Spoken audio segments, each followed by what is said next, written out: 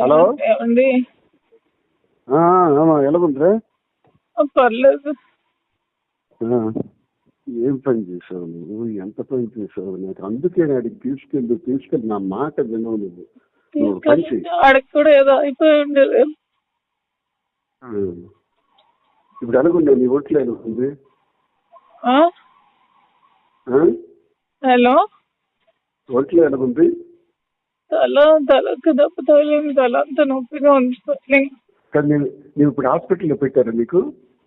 అన్నాడు ఇట్లా ఉన్నాను. ఎక్కడ తీసుకెళ్తున్నారో తెలియదు. అంబులెన్స్ లో ఉన్నావా? పొలాసా రామాచలం నీ వెనక వస్తున్నాడు, దగ్గరికి వచ్చాడు. ఎవరు?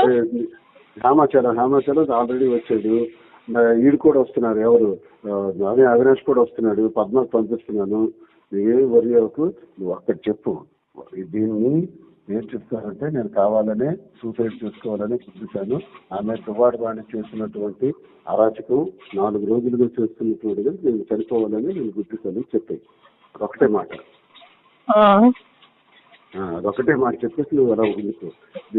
నేను డాక్టర్ ఇవన్నీ నేను చూస్తాను. కావాలని అందరూ వస్తే నేను పర్వాలేదు. Don't worry.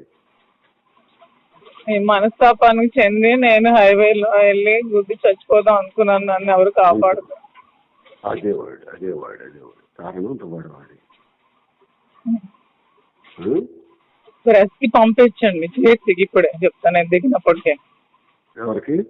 ప్రెస్ కి. నువ్వు ఎమోషనల్ కావు. నువ్వు స్లోగా చనిపోవాలనుకున్నాను. ఇప్పటికీ నేను అంతే, పంపించండి చెప్తాను ఇప్పుడే. యాక్సిడెంట్ తప్పింది అనేసి యాక్సిడెంట్ లో చనిపోదామని నాకు మీద చూపించాను. అభికి చెప్పి అర్జెంట్ గా చేసి పంపించమని బాగానే అన్నాను.